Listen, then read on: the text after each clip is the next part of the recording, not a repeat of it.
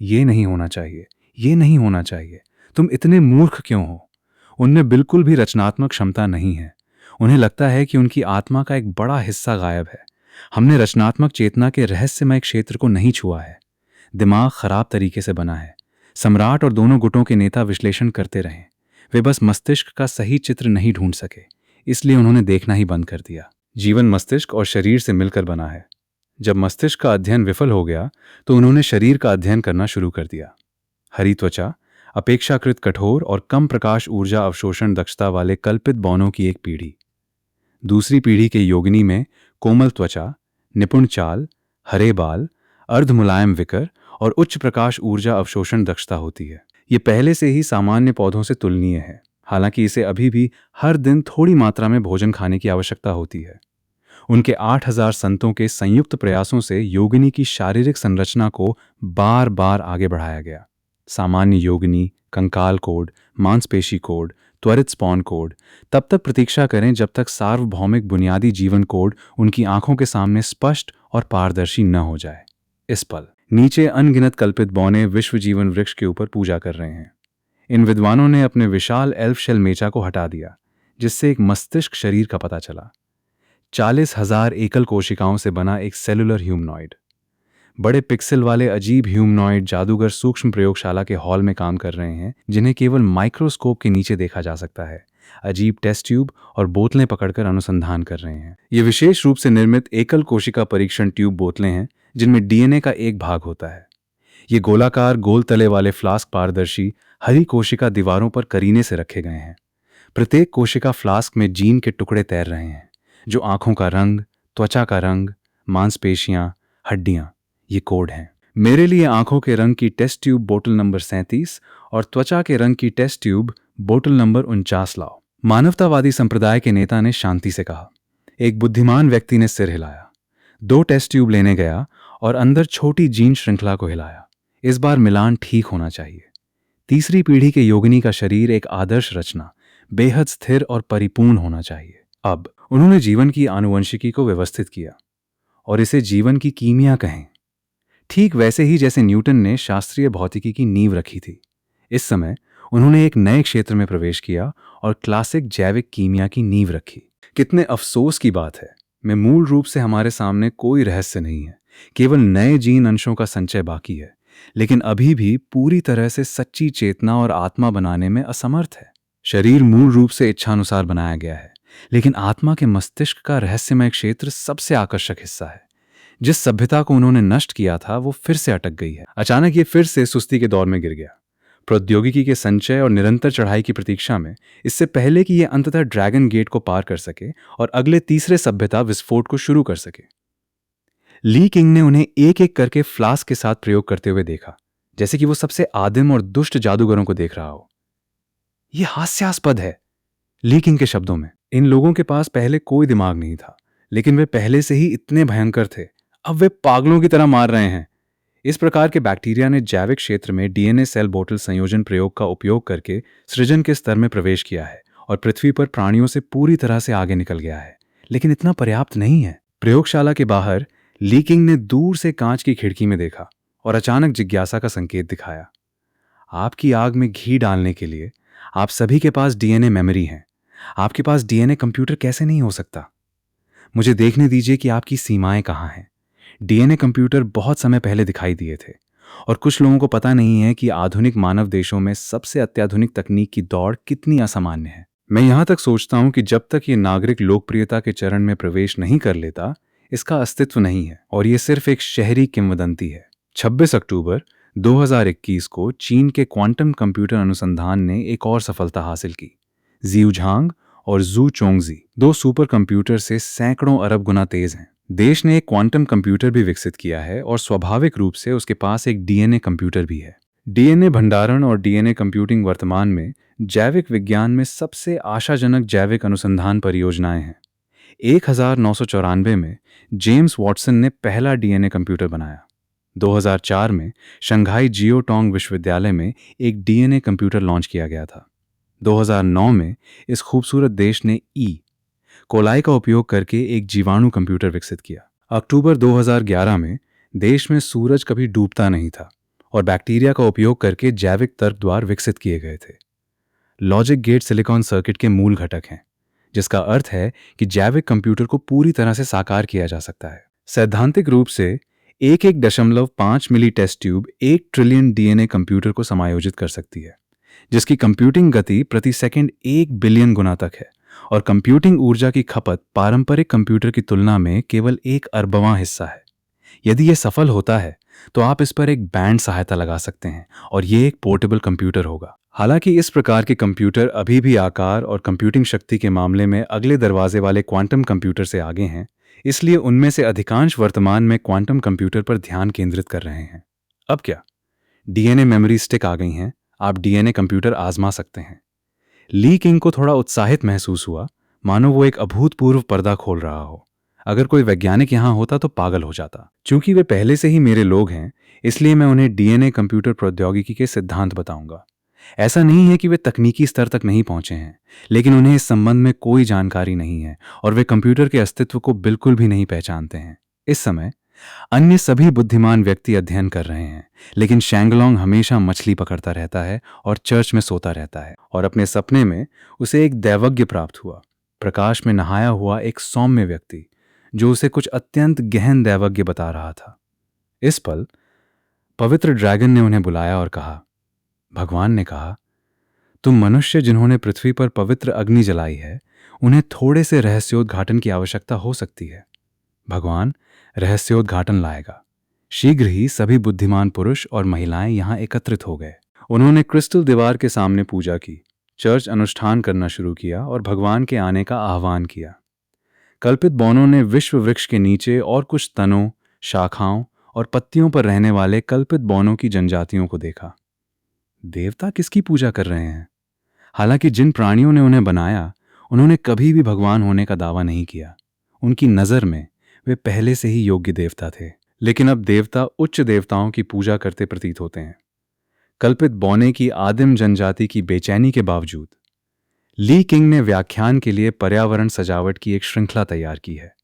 उसने इन दिनों को व्यर्थ नहीं जिया था। पीछे का पूरा लिविंग रूम स्टील की प्लेटों से वेल्ड किया गया था। फर्नीचर अस्तित्वहीन। पूरा लिविंग रूम खाली था, सफेद और चांदी की स्टील की दीवारों से ढका हुआ था। और ये देखते हुए कि अब उन्हें टेलीकिनेसिस तरंगों का उपयोग करने की आवश्यकता नहीं है। उनके पास आंखें, कान, मुंह और नाक विकसित हो गए हैं और वे सीधे ली किंग की विशाल और विशाल आकृति को देख सकते हैं, जो अविश्वसनीय है। ईश्वर रहस्यमय होना चाहिए और उसे सीधे नहीं देखा जा सकता। इसलिए उसने एक अत्यधिक चमकदार टॉर्च तैयार की, उसे अपने सिर के पीछे रखा और उन पर इसे चमकाया, जिससे उनकी आंखें अंधी हो गईं और उसने खुद को धुंधली सुनहरी पवित्र रोशनी में ढक लिया। लेकिन दूसरों को चोट पहुंचाने से अंततः खुद को ही नुकसान होगा। खुद को अंधे होने से बचाने के लिए ली किंग ने वही धूप का चश्मा लगाया जो वो हमेशा पहनते थे। इस समय वो काले बॉस की कुर्सी पर बैठा था, कांच की खिड़की की ओर देखते हुए उन्हें उपदेश दे रहा था। ब्ला ब्ला ब्ला, सारा संसार प्रकाशित हो गया है। हर किसी ने केवल विशाल क्रिस्टल दीवार के बाहरी हिस्से को देखा। एक भगवान एक काले सिंहासन पर बैठा था, जिसके पीछे अनगिनत चांदी की अराजकता दिखाई दे रही थी, और उसके सिर के पीछे अंतहीन सुनहरी दिव्य रोशनी क्रिस्टल दीवार से प्रवेश कर रही थी, पवित्र और शानदार। और सारी पृथ्वी हरी भरी थी। जंगल और नदी सभी उज्जवल थे। जमीन पर मौजूद नश्वर लोगों का तो जिक्र ही नहीं। यहां तक कि उन संतों को भी चांदी की स्टील प्लेट की दीवारों के प्रतिबिंब और तेज रोशनी वाली फ्लैशलाइट के दोहरे प्रभाव के तहत ऐसा महसूस हुआ जैसे उनकी आंखें अंधी हो रही थीं और उन्होंने सीधे देखने की हिम्मत नहीं की। भगवान, सम्राट मिनिस ने उस समय के पवित्र दृश्य का वर्णन आने वाली पीढ़ियों के लिए छोड़ दिया, जिसे वो कभी नहीं भूलेंगे। पहले हम काले और सफेद दुनिया में देवताओं को महसूस करने के लिए पूरी तरह से चेतना की तरंगों पर निर्भर थे, लेकिन हमें इसकी उम्मीद नहीं थी कि जब हमने पूरी रंग बिरंगी दुनिया देखी, तभी मुझे एहसास हुआ कि भगवान का आगमन कितना चमकदार है। उनके पीछे एक विशाल सुनहरी दिव्य अंगूठी है जो अंतहीन चमक बिखेर रही है। भगवान इसे सीधे नहीं देख सकते। ली किंग ने उन्हें अपनी आंखें बंद करके जमीन पर लेटे हुए पूजा करते और प्रार्थना करते हुए देखा। वो अपने दिल में कुछ हद तक संतुष्ट थे, इसलिए उन्होंने आपसे ऊपर न देखने के लिए कहा और फिर अपने विचारों को सुलझाना शुरू कर दिया। जिन शब्दों के बारे में मैं बात करना चाहता हूं वे बहुत छोटे हैं, जिनमें लॉजिक गेट सर्किट के सिद्धांत, आधुनिक कंप्यूटर के विभिन्न सॉफ्टवेयर और हार्डवेयर सिद्धांत और डीएनए कंप्यूटर के बुनियादी सिद्धांत और प्रौद्योगिकियां शामिल हैं। हालांकि अभिव्यक्ति को इस तरह से व्यक्त नहीं किया जा सकता है। सर्किट आरेख, तर्क द्वार, ऐसा कहना असंभव है। यह धर्मशास्त्रीय नहीं है। क्रिस्टल की दीवार के बाहर दीवार पर अंतहीन चांदी की परावर्तित रोशनी थी। अराजकता के सिंहासन पर बैठे भगवान बोले, यह एक नाजुक ढंग से तैयार किया गया दिव्य पैटर्न है जिसमें दुनिया की सच्चाई शामिल है। यह एक प्रकार का धर्मग्रंथ है। बनावट बनाना, दिव्य मंत्रों और संरचनाओं की रचना करना और जादुई सर्किट दिव्य हथियारों में बदल सकते हैं, और हथियार की भावना इसमें निहित है। अंधविश्वासी शब्दों के बारे में बात करते समय मैं एक वैज्ञानिक कंप्यूटर सिद्धांत पाठ्यक्रम संपूर्ण सर्किट भी दे रहा था। उनके लिए ये नशे में होने जैसा है। और इसके बाद के शब्द और भी अधिक ज्ञानवर्धक थे, जिससे उन्हें अपने शोध की दिशा और दरवाजा खोलने की कुंजी मिली। भगवान सच कहते रहे और अंत में उन्होंने एक अंश छोड़ दिया जिसने उनके दिलों को अशांत कर दिया। जब आप सत्य को समझते हैं, इस प्रकार की आध्यात्मिक कलाकृतियों को सघन करते हैं और विशिष्ट कलाकृतियों को अपने हाथों में पकड़ते हैं, तो आप सबसे निचले देवता बन जाएंगे। ईश्वर, भगवान बनो। उनके दिल जल रहे हैं। ये वो पाई भी है जो ली किंग ने उनके लिए बनाई थी। ये लोग पहले ही दुनिया पर राज कर चुके हैं। वे देवता होने का दावा करना चाहते हैं, लेकिन अन्य देवताओं को अपमानित करने से डरते हैं, इसलिए वे केवल संत कहने का साहस करते हैं। क्या होगा अगर हम सचमुच एक जैविक कंप्यूटर बनाएं और उन्हें खुद को भगवान कहने के लिए प्रेरित करें? ली किंग द्वारा उन्हें बताना समाप्त करने के बाद वो चले गए। वे सचमुच पागल हो गए। एक दिन बाद उन्होंने उसी उदाहरण का अनुसरण करना शुरू किया और सबसे सरल लॉजिक गेट तैयार किया। जीवित शरीर में एक एकीकृत सर्किट प्रकट हुआ, जिसे कहा गया दिव्य पैटर्न। 3 दिन बाद उन्होंने एक साधारण कैलकुलेटर बनाया जो सामान्य गणनाएं कर सकता था, और इसे नाम दिया सतही ज्ञान के साथ कैलकुलेटर की पहली पीढ़ी। 6 दिन बाद उन्होंने एक साधारण कंप्यूटर बनाया जो गणनाओं में सहायता कर सकता था, और इसे नाम दिया ईश्वर का महान भ्रम। यह तो वैज्ञानिक बात है। 1 महीने के बाद निरंतर शोध के बाद ली किंग द्वारा प्रदान की गई विभिन्न कंप्यूटर सिद्धांतों की जानकारी के साथ वे अंततः सफल हुए। उन्होंने योगिनी सीपियां पहन ली और कल्पित बौने बनने के बाद उन सभी ने अपनी अपनी जन्मजात कलाकृतियां बनाई। कुछ को मुकुट बनाकर उनके सिर पर पहनाया गया, कुछ को राजदंड बनाकर उनके हाथों में धारण कराया गया, और कुछ को हार बनाकर पहनाया गया, गले में लटका हुआ। यह अविश्वसनीय है। एक विशिष्ट जादू सर्किट किसी प्रकार की सहायक बुद्धिमत्ता बना सकता है। वो जन्मजात हथियार भावना है। हमारे पास अपनी अनूठी कलाकृति है। उन्होंने दूसरा रास्ता अपनाया। हम छोटे देवता बन गए हैं। उन्होंने जीवन के वृक्ष पर चिल्लाकर कहा कि ज्ञान की कंप्यूटिंग शक्ति में दूसरी बार वृद्धि हुई है और सभ्यता में दूसरा विस्फोट हुआ है। कलाकृतियों को बार बार अद्यतन किया जा रहा है। जादुई सर्किट संकलित किए जा रहे थे और उन्हें तंत्रिकाओं से जोड़ा जा रहा था। उन्होंने आसानी से आंखों को बदल दिया, कॉर्निया को प्रक्षेपण के साथ एक डिस्प्ले स्क्रीन में बदल दिया। एक सुनहरी उंगली की तरह जो विजार्ड चिप की सहायता करती है, ये विजार्ड जीवन की अधिक से अधिक संरचनाएं बनाने, वर्गीकृत करने, व्यवस्थित रूप से विभाजित करने और जीन खंडों को अधिक सटीक रूप से लेबल करने में सक्षम है। जब ली किंग ने यह दृश्य देखा तो वो दंग रह गए और उन्होंने अपनी नाक को छुआ। अगर मैं उन्हें सबसे परिपक्व कंप्यूटर प्रौद्योगिकी सिद्धांत सौंप दूं, तो क्या इसे व्यभिचार माना जाएगा? इस समय तीसरी सभ्यता के विस्फोट के दौरान इस प्रयोगशाला में सूक्ष्म सभ्यता विदेशी तकनीक की तरह विकसित हो गई, जिसे समझना मुश्किल है। Catalogue of forbidden books of Alves के नोबल फैंटम सॉफ्टवेयर का जन्म हुआ। निषिद्ध पुस्तकों की इस सूची में ऊंचाई और बालों के रंग के साथ कल्पित बौने जैसे जीव वास्तव में खेल में चेहरे को निचोड़ने वाले दृश्यों की तरह हैं। उन्होंने इस पहलू को अच्छी तरह से समझ लिया है और ऑपरेशन को सरल बना दिया है। कैटलॉग को हाथ में लेते हुए उन्होंने दावा किया, यहां तक कि एक मूर्ख भी एक योगिनी बना सकता है। लेकिन ये केवल बुनियादी आनुवंशिक डेटा टेम्पलेट हैं। चाहे वो ऊंचाई हो, वजन हो या बालों का रंग हो, वे सिर्फ एक प्राणी की बुनियादी क्षमताएं हैं। उन्होंने तारों के अनुसार वर्गीकरण करना शुरू किया और अधिक उन्नत आनुवंशिक सामग्रियों का अनुसरण किया। 1 स्टार मूल जीन, आंखों का रंग, सामान्य हड्डियां, ऊंचाई। 2 सितारा विशेष जीन, रक्त चूसने वाला जीन, प्रकाश संश्लेषण जीन, चींटी की मांसपेशी शक्ति जीन, उड़ने वाले पंख वाला जीन। हाँ, वे दूसरे चरण में प्रवेश कर चुके हैं। उन्होंने प्रतिभा जीन का अध्ययन करना शुरू कर दिया है और प्राणियों में कौशल जोड़ने के लिए उत्साहित हैं। यहाँ तक कि उन्होंने कीचड़ में विभिन्न विशेष जैविक जीनों की खोज भी शुरू कर दी, जैसे कि उन्हें कीमती उपकरण मिल गए हों और उन्होंने इसे अपनी निजी तकनीक के रूप में छिपा दिया हो। उन्होंने अपना स्वयं का जैविक अनुसंधान भी शुरू किया। प्रत्येक ने विशेषज्ञता के अपने अपने क्षेत्रों का अनुसरण किया। कुछ मकड़ियों में अच्छे थे, कुछ मच्छरों में अच्छे थे और कुछ मछली में अच्छे थे। और उन्हें तुरंत एक समस्या नजर आई। जीवन का निर्माण और प्रत्येक जीन को सुसज्जित करना भाग्य, शक्ति और सही समय और स्थान पर भी निर्भर करता है। व्यवस्था के क्रम में अनगिनत भिन्नताएं हैं। एक हथियार बनाने की तरह आप सामग्री, गर्मी, समय, अनुभव और प्रेरणा की एक झलक डालते हैं। ये कारक आपके द्वारा बनाए गए हथियार की ताकत को प्रभावित करेंगे। ये एक साधारण हथियार, एक उत्कृष्ट हथियार, एक पवित्र वस्तु या एक कलाकृति हो सकती है। आजकल वे कार्ड बनाने की तरह जीवन की कीमिया से ग्रस्त हैं। हर दिन और हर रात मैं एक एक करके टेस्ट ट्यूब पकड़ता हूँ।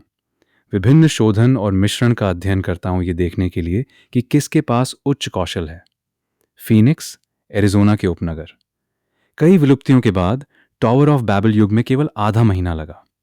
अभी बिना जाने ही उन्हें इन जैव रसायन तकनीकों का अध्ययन करते हुए और प्रयोगशाला में कलाकृतियों का प्रशिक्षण करते हुए 2 महीने बीत चुके हैं। ली किंग शांत दिखे और उन्होंने आह भरी।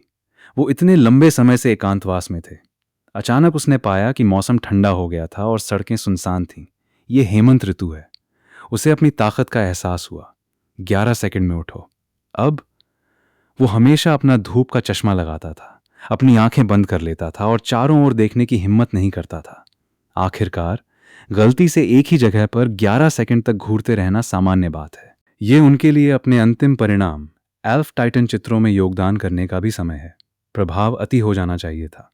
आपको पता होना चाहिए कि एक निश्चित योगिनी संत 2 महीने से अधिक समय से दुनिया की दरारों में फंसा हुआ है और अब रिहा होने का समय आ गया है। एक अर्थ में वे पहले से ही देवता हैं, पूरी तरह से पृथ्वी से परे हैं। ली किंग को अचानक ऐसा लगा जैसे वो किसी दूसरी दुनिया में है। इसमें कोई संदेह नहीं कि अगर इन्हें छोड़ दिया गया तो ये प्राकृतिक आपदाएं 1 साल के भीतर पूरी धरती पर राज कर लेंगी।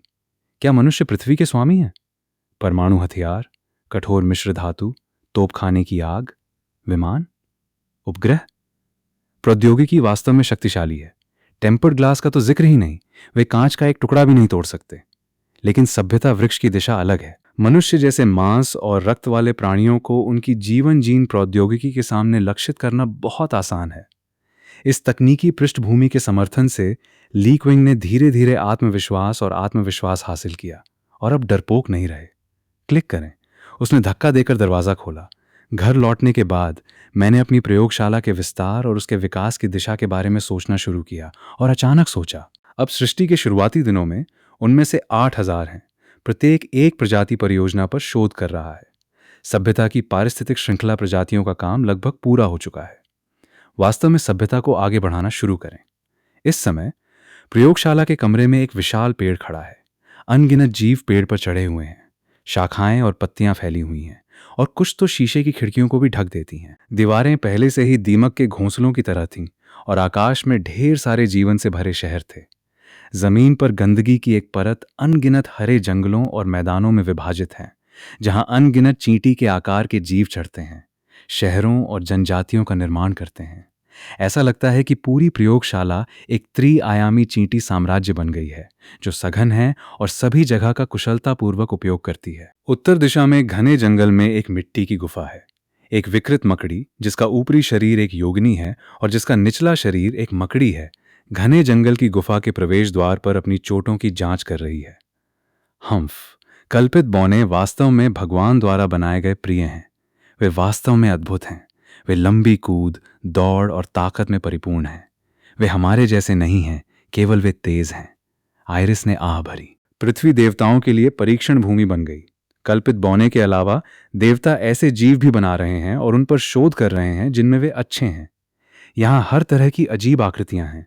उनमें से कई दोषपूर्ण उत्पाद हैं, अपशिष्ट हैं और यहाँ तक कि जन्म के तुरंत बाद मर भी जाते हैं। अधिकांश देवताओं को इसकी परवाह नहीं है। उसके कबीले का देवता स्पाइडर पैत्रिक देवता है, जो देवताओं में सबसे कमजोर है। ये देवता मकड़ी जैसे प्राणियों का अध्ययन करने में माहिर है और उनके प्रति और भी क्रूर है। अक्सर उनका विच्छेदन करता है। यहाँ तक कि जब भी ये देवता विश्व वृक्ष पर आता है, वो एक ही समय में अध्ययन करता है और शाप देता है। तुम्हारे पास कोई ज्ञान नहीं है, कोई रचनात्मकता नहीं है, तुम सब बेकार हो। जब मैं वास्तव में एक शक्तिशाली प्रजाति विकसित कर लूंगा तो मैं अन्य देवताओं को पूरी तरह से कुचलने में सक्षम हो जाऊंगा और मैं निश्चित रूप से उन्हें अपने पैरों के नीचे रौंद दूंगा। यह क्रूर ईश्वर है जिसने उन्हें बनाया और उनके साथ निजी संपत्ति के रूप में व्यवहार किया। उछाल! जब वो बेतहाशा सोच रहा था, अचानक दूर से एक ध्वनि तरंग आई और एक भयानक युद्ध छिड़ गया। ये बीटू का महान स्पाइडर क्रिप्ट है। स्पाइडर पैतृक भगवान के क्षेत्र में कौन लापरवाही से काम कर रहा है? आयरिस छिप गया। उसने चेतना की तरंग सुनी जिसे केवल भगवान जैसा प्राणी ही भेज सकता था, और ये सीधे उसके दिमाग में संचारित हो गई। क्या तुम पागल हो? तुमने मुझ पर हमला क्यों किया? जब मैं अपने मकड़ी परीक्षण स्थल पर गया तो तुम मुझ पर हमला करने की हद तक चले गए। क्योंकि आप कमजोर हैं, स्पाइडर गॉड कारा। मेरा शोध एक बाधा पर पहुंच गया है और मैं एक प्रयोग करना चाहता हूं। हमारी कलाकृतियां सामान्य योगिनी कोशिकाओं से बनी सभी कलाकृतियां हैं। यदि हम कलाकृतियां बनाने के लिए पवित्र अग्नि जलाने वाली अपनी ज्ञान कोशिकाओं का उपयोग करते हैं, कंप्यूटिंग शक्ति मजबूत होनी चाहिए, है ना? यहां तक कि इस तरह की विशिष्ट कलाकृतियां भी चेतना और टेलीकिनेसिस की तरंगों का उत्सर्जन कर सकती हैं। आप? हा हा हा हा हा। मैं तुम्हें एक हथियार आत्मा में बदल दूंगा। तुम्हें यातना देते रहो। तुम्हें अनंत काल के लिए मेरी विशेष कलाकृति में बंद कर दूंगा। एक भयानक युद्ध छिड़ जाता है। दोनों देवता अपने अपने दिव्य कवचों का उपयोग कर रहे हैं और पागलपन भरी लड़ाइयों में उलझे हुए हैं। आपने जो खोल बनाया है वो असुरक्षित है। आप आखिर क्या पढ़ रहे हैं? बिना प्रतिभा वाले लोगों के पास कोई प्रतिभा नहीं है। जिस मकड़ी कबीले का आप अध्ययन कर रहे हैं वो भी जमीन पर खाद्य श्रृंखला में सबसे नीचे है। दूसरे पक्ष की आवाज आई और फिर चिल्लाकर कहा, तुम्हारा दिमाग मेरा है। वूहू! एलिस ने डर के मारे अपना मुंह ढांक लिया। जिस भगवान ने स्वयं को बनाया वो मारा गया। सर्वशक्तिमान ईश्वर जिसने सभी चीजों को बनाया वो वास्तव में नश्वर है। वो इतना भयभीत था कि वो जितना संभव हो सके अधिक गहराई तक छिपता गया, ये जानते हुए कि यदि उजागर हुआ तो वो निश्चित रूप से मर जाएगा। लेकिन ये इतना भाग्यशाली नहीं था। क्या ऐसा कुछ है जिसे आप देख रहे हैं? कदम धीरे धीरे आए। एलिस डर से कांप उठी। अगले ही पल दूसरा पक्ष अचानक झिझक गया, मानो उसे किसी चीज ने बुलाया हो, और उसने इसे नजरअंदाज कर दिया। इसे भूल जाओ। जमीन पर मौजूद नश्वर लोग इसे तब देखेंगे जब वे इसे देखेंगे। आवाज तुरंत गायब हो गई। कुछ देर इंतजार करने के बाद एलिस ने भयभीत होकर आकाश की ओर देखा। वो क्या है? पारदर्शी क्रिस्टल दीवार के बाहर दुनिया की एक विशाल और विशाल आकृति पूरी पृथ्वी पर नजर डाल रही थी। ऊपर से देवता तेजी से दुनिया के किनारे पर पहुंचे, एक घुटने पर झुक गए और अवर्णनीय विशाल विशाल के सामने प्रार्थना की। भगवान, ये पृथ्वी पर हमारा उत्तर है। इस दिन देवताओं ने अपने फल, एक मटर के आकार का एक विशाल योगिनी भ्रूण बीज और 100 जैविक कंप्यूटर प्रस्तुत किए। ये बहुत कम लग सकता है, लेकिन इसमें उनकी सभ्यता का सारा सार समाहित है। ली किंग ने अंततः परिणाम छीन लिए, अपना स्वयं का योगिनी संत बनाया और यहां तक कि जैविक कंप्यूटर भी ले लिया। विशेष कलाकृतियों के प्रभाव को आजमाने की तैयारी कर रहे थे। ये वही निकला। अराजकता के बाहर प्राचीन देवता, छिपकर हमला करने वाला देवता जो मुझसे मिलने के लिए दौड़ा, इसलिए मैं बच निकलने में कामयाब रहा। दूर से आयरिस स्तब्ध रह गई। इसने बड़ी लालसा और लालच से आकाश की ओर देखा। दीवार के बाहर विशाल देवता ने अपने दांत पीस लिए और अपने पूर्वज देवता की लाश की तलाश करने के लिए पिछले युद्ध के मैदान में भाग गया। जल्दी जल्दी जल्दी होना चाहिए! अन्य लोग, यहां तक कि 2 पैरों वाले ड्रैगन भी जो अक्सर हमारा शिकार करने आते हैं, आ सकते हैं। इसने जल्दी जल्दी लाशों को खंगाला और अंततः एक विशेष कोशिका पाई। उस भगवान ने बहुत जल्दबाजी की थी और उन सभी को नहीं ले गया। रुको, क्या यह भगवान की मस्तिष्क कोशिका है? वो प्रसन्न हो गया। 1 मिनट रुकिए, आपने हमारे मकड़ी पूर्वज की विशिष्ट कलाकृति सीप हार को भी नहीं छीना? क्या आप इसे नीची दृष्टि से देख रहे हैं? ईश्वर उनसे भिन्न है। ईश्वर के पास टेलीकिनेसिस, चेतना की तरंगें और एक पूर्ण आत्मा है, इसलिए उसके पास ध्वनि रचनात्मकता है। यदि वो इस देवता के अवशेषों में एकीकृत हो सकता है, बहुत बढ़िया। यहां भगवान की एक कलाकृति भी है। वो तेजी से घने जंगल से निकल गया।